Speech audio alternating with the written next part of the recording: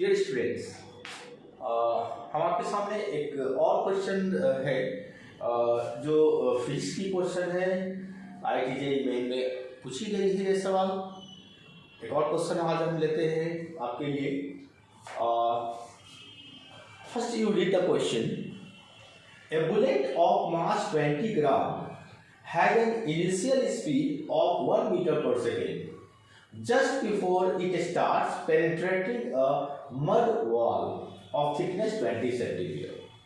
तो कोई ये सवाल जो है ये एक बुलेट का है जिसका मास 20 ग्राम दिया हुआ है। फर्स्ट ऑफ ऑल जब आप क्वेश्चन सॉल्व करते हैं तो सबसे पहले आपकी जो ध्यान होनी चाहिए, कंसंट्रेशन होनी चाहिए, वो यूनिट पे होनी चाहिए।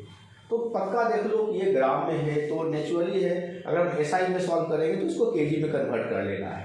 तो सबसे पहला काम तो आपका ये होना चाहिए, as soon as you read the question you just start writing the solution step by step. देखो जैसे ही मास आया तो मैं यहाँ लिखूंगा ये मास इज 20 ग्राम और इसको पर सेकेंड kg में कन्वर्ट कर दूंगा।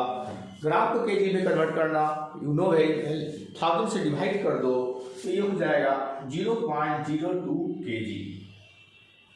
तो सबसे पहले काम तो आपको 20 ग्राम को kg में कन्वर्ट करना है। आगे बढ़ो। Has an initial speed of 1 metre per second और इसकी जो इनिशियल स्पीड है u 1 मीटर पर सेकेंड है। मतलब एक बुलेट है जो 1 मीटर पर सेकेंड की स्पीड से 0.02 kg उसका मास है मूव कर रही है। और वो क्या करती है, it starts penetrating A mud wall. एक मड का वॉल है, दीवार है जिसके अंदर वो पेनिट्रेट करती है, अंदर छेदते हुए चली जाती है। Of thickness 20 centimetre. ये जो दीवार है, ये जो मड वॉल है, this is mud wall.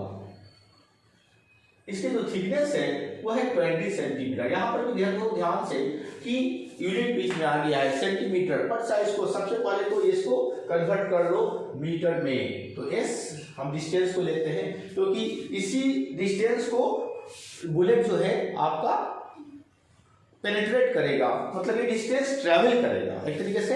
Bullet के लिए तो ये डिस्टेंस है ना, तो हम उसको S से रिप्रेजेंट कर रहे हैं। और 20 सेंटीमीटर को जैसे ही आप देखो उसको मीटर में कन्वर्ट कर दो।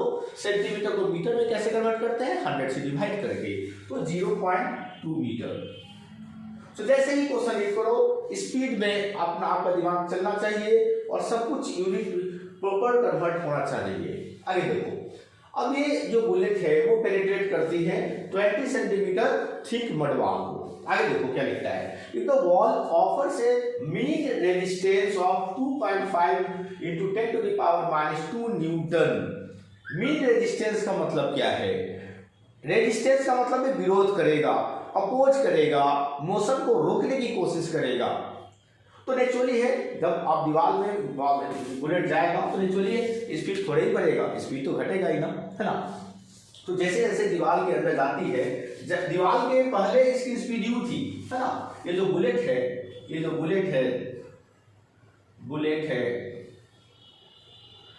का स्पीड u था दीवार में एंटर करने के जस्ट पहले, और जैसे जैसे अंदर चली गई तो दीवार अपोज कर रहा था, विरोध कर रहा था, है ना, रेजिस्टेंस प्रोवाइड कर रहा था। और कितना फोर्स लगा रहा था रेजिस्टेंस में, 2.5 × 10⁻⁻² मीटर। और ये उसने लिखा है मीन। देखो मीन टर्म का क्या मतलब है, मीन मतलब एवरेज। एक्चुअली होता क्या है, रियलिटी में क्या होता है, जब बुलेट पेनिट्रेट करती है ना तो जो दीवार की जो विरोध है, अपोजिशन है, जो हिंड्रेंस है, जो रुकावट पैदा करेगा, जो अपोजिंग फोर्स अप्लाई करेगा, वो वेरिएबल होता है। लेकिन यहाँ पे चूंकि वो कॉम्प्लेक्स फॉर्मूला आपके पास नहीं है, इक्वेशन नहीं है कि डिस्टेंस वाइज जैसे जैसे डिस्टेंस आगे बढ़ेगा ना बुलेट का स्पीड घटता चला जाएगा और रेजिस्टेंस में भी अंतर आने लगेगा। तो ऐसे ये वेरिएबल रेजिस्टेंस होगी, वेरिएबल फोर्स होगी जो ये दीवार अप्लाई करेगा। लेकिन यहाँ पर आपको एक एवरेज दे दिया गया है, एक मीन, है ना। सवाल को कॉम्प्लेक्स न बना के और सिंपल बना दिया गया है। एक मीन रेजिस्टेंस फोर्स दिया गया है कि एवरेज मोटा मोटी एक इतना फोर्स आपको रुकावट के लिए लगाएगा। कौन लगाएगा, दीवार। किस पे लगाएगा, बुलेट पे। तो जो फोर्स है, अपोजिंग फोर्स, अपोजिंग फोर्स हम जो रेजिस्टिव फोर्स एफ आर कर सकते हैं, F r for resistive force is equal to 2.5 into 10⁻⁻² newton. ये किस पे लगेगा? बुलेट पे लगेगा। Then what is the speed of the bullet after emerging from the other side? तो जब ये बुलेट इसको छेदते हुए, पेनिट्रेट करते हुए जब दूसरे तरफ निकलेगी, जब ये बुलेट दूसरी तरफ निकलेगी, तब इसका जो फाइनल स्पीड होगा उस समय क्या होगा? तो सबसे पहले देखो, इस सवाल में एक बहुत इंपॉर्टेंट जो आपको जानकारी दी गई है वो है रेजिस्टिव फोर्स, क्योंकि रेजिस्टिव फोर्स से आप निकाल लोगे retardation that is negative acceleration. आप नेचुरली है आपका स्पीड घटने वाला है, बढ़ने वाला तो है नहीं। तो स्पीड का जो घटेगा तो एक्सीलरेशन पॉजिटिव ना होकर नेगेटिव होगा। वो नेगेटिव एक्सीलरेशन कितना होगा? तो रिटार्डेशन जो होगी, नेगेटिव एक्सीलरेशन जो होगी, वो ए इक्वल टू हम जानते हैं फोर्स अपॉन मास होता है। दिस बेसिक सेकंड लॉ से आपने, सेकंड लॉ ऑफ मोशन से आपने सीखा है। तो आप नेगेटिव एक्सीलरेशन कितना होगा? ए आर कर रहे हैं, रेजिस्टिव एक्सीलरेशन हम ए आर मतलब resistive acceleration provided by the ball. तो ए आर कितना होगा? Force F R by mass. F R कितना है मेरा? 2.5 इंटू 10⁻⁻² न्यूटन, और मास कितना है मैंने निकाला है 0.02 kg। Okay, so you can see here, थोड़ा सा इसको सॉल्व करना है। डेसिमल है यहाँ का, दो तो इसको आप 250 कर दो, डेसिमल हट गया, नीचे 2 लिखो और 10⁻⁻² कर दो। ये हो गया मीटर पर सेकेंड स्क्वायर। ये एक्सीलरेशन निकला, ये नेगेटिव एक्सीलरेशन का, ये रिटार्डेशन निकला जो प्रोवाइड करेगा जो मडवाल आपका। तो ये डिवाइड कर दो, तो एक्सीलरेशन कितनी आ गई? देयरफॉर इज इक्वल टू 125, 2 से कट जाएगा, 125 into 10⁻⁻² metre per second square. सो आपने रिटार्डेशन निकाल लिया, है ना, नेगेटिव एक्सीलरेशन निकाल लिया। अब आपका सवाल काफी आसान हो गया है ना। देखो कोई बहुत आईआईटी जेईई मेंस का क्वेश्चन कोई बड़ा टफ होता नहीं है। ये स्टेप्स आपको समझना है, बेसिक स्टेप्स, छोटी छोटी बातें को आपको समझ में आना चाहिए, तो ये सवाल आसानी से बन जाता है। आप जल्दी से एक स्क्रीनशॉट लो, I am going to clean the board. Okay, now अब आप देखो ध्यान से कि हमारे पास एफ की वैल्यू अब हमें जरूरत नहीं है। ए आर एक्सीलरेशन निकाल लिया हमने, नेगेटिव एक्सीलरेशन हमने निकाल लिया है। अब हम क्या करेंगे? अब हम सिंपल इक्वेशन लगाने जा रहे हैं, इक्वेशन ऑफ मोशन।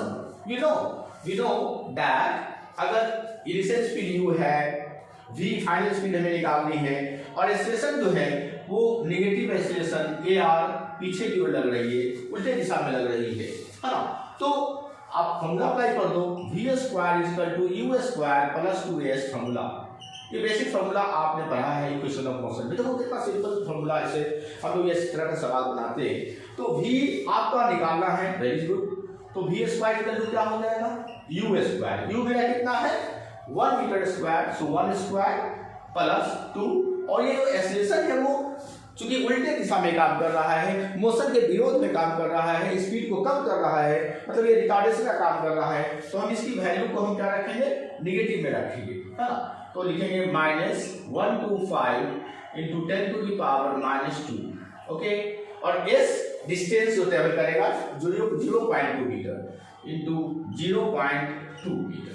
ओके, तो देखो v स्क्वायर इक्वल टू हो जाएगा u स्क्वायर 1 और प्लस माइनस मीटर के माइनस हो जाएगा 2 इंटू 125 इंटू 0.2, 10⁻² नीचे आकर के 10⁻+2 मतलब 100 से डिवाइड कर देंगे। अब सिंपली आपको ये सॉल्व करना है और आपकी आंसर तैयार है। So you can see, so it's so simple to calculate. Now you can see here v square कितना बन जाएगा? देखो 1 माइनस मल्टीप्लाई करो 125 इंटू 250 को मल्टीप्लाई करो 2 से, तो ये हो जाएगा 500 में से एक डेसिमल है तो 50 हो जाएगा, तो 50/100, है ना। सो सर मैनुअल कैलकुलेशन भी करना आना चाहिए आपको। ये 0 कैंसिल हो गया, तो ये हो जाएगा 1 माइनस 5 2 जा 10, 1/2 that is 1/2, 1 minus 1/2 1/2 that is 0.5। That is 0.5. So v is equal to क्या हो जाएगा, अंडर रूट 0.5. अब ये 0.5 का स्क्वायर रूट अगर आप निकालते हो तो ऑलमोस्ट देखो 7 7 का 49 होता है, 0.9.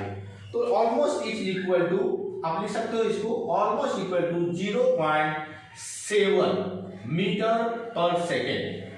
सो आपका जो स्पीड होगा 0.7 metre per second, 0.7 metre per second. तो hope you must have understood this solution. Okay, thank you.